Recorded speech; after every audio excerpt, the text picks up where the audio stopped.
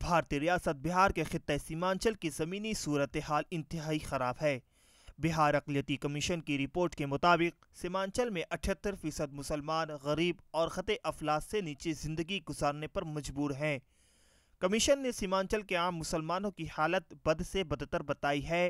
سیمانچل تعلیمی پسماندگی اور سیلاب زدہ علاقے کی وجہ سے زیادہ مشہور ہے۔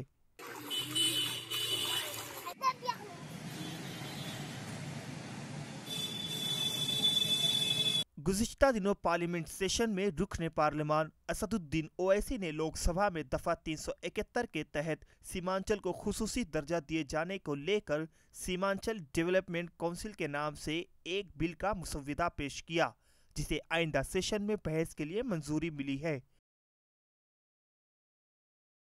اویسی صاحب نے سیمانچل کی پسماندگی کے متعلق پارلیمنٹ میں جو تجویز رکھی ہے اور حکومت نے جو اس بل کو بحث مباحثہ کے لیے منظور کیا ہے، حقیقت میں یہ سیمانچل کی درد کو اجاگر کیا ہے۔ بہار کے سیمانچل چھیتر کے لیے ایک خصوصی پیکیج کا جو مطالبہ مرکزی سرکار سے کیا ہے، یہ بہت ہی خوش آئند بات ہے۔ یہاں کے لوگ اس کو بہت بہت مبارکباد پیش کرتے ہیں۔ اویسی صاحب یہاں آ کر کے اور اس مدعے کو پارلیمنٹ میں اٹھا کر کے اور مسودہ پیش کر کے بہت ہی بڑا کام کیے ہیں۔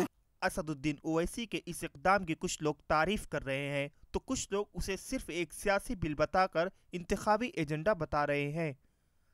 سیاسی بل ہے، اویسی صاحب کا سیاسی بل ہے۔ یہ بل کیوں پیش کیا گیا؟ نہیں ہونا چاہیے پیش، اور اس کا اثر ارریہ واسیوں پر کوئی فرق پڑنے والا نہیں۔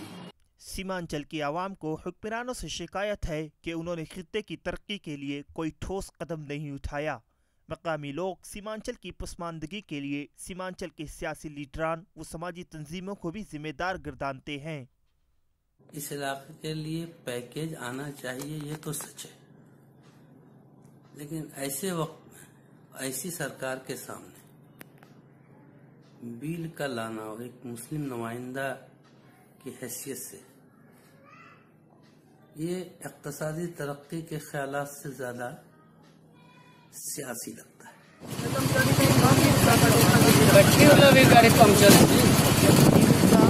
وقت تک یہاں روزگار، بنیادی سہولیات اور تعمیراتی کاموں کا فقدان رہے گا اور ہندوستان کے مجموعی ترقی کے خواب کو شرمندہ تعبیر نہیں کیا جا سکے گا۔